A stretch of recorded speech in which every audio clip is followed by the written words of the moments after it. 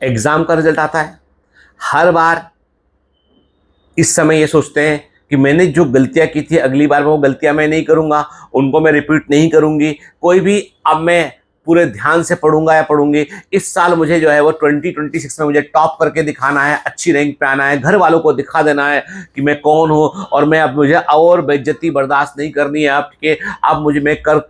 ये बातें सब की सब जून के महीने में अपने आप से कही जाती है।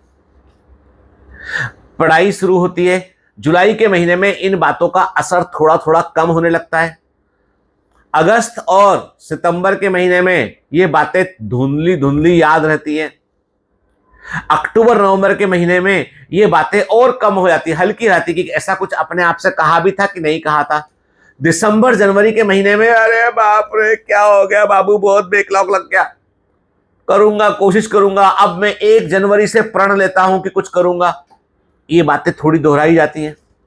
जनवरी फरवरी के बाद में कि अब तो नहीं हो पाएगा बाबू, अगले साल के लिए तैयारी करते हैं, अब कोई बहाना ढूंढ लेते हैं। 90% लोगों की कहानी यही है।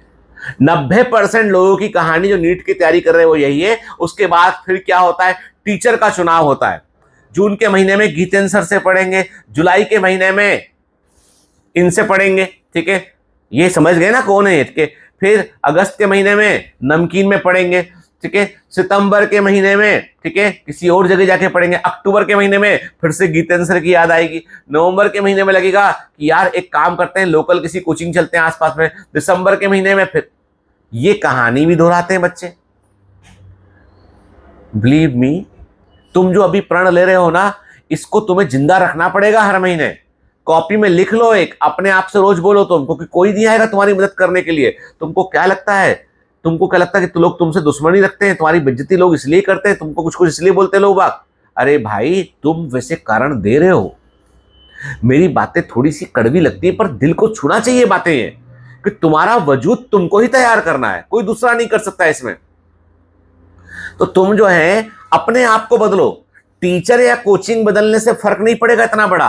अरे भाई जो सेल थ्योरी मैं पढ़ा रहा हूं वही सेल थ्योरी मैडम पढ़ाएंगी, कोई और मैडम सर पढ़ा देंगे। जो मैं पढ़ा रहा हूं आपको पॉल एंड ग्रेन, वही दूसरा कोई पढ़ाएगा। जो Newton's law of motion Amar sir पढ़ाएंगे वही को दूसरा पढ़ाएगा। पढ़ाने का तरीका अलग अलग होता है। बदलाव तुम्हारे अंदर जरूरी है। टीचर के बदलने से काम नहीं चलेगा, कोचिंग के बदलने से काम नहीं चलेगा, काम चलेगा अपने आप को बदलने से।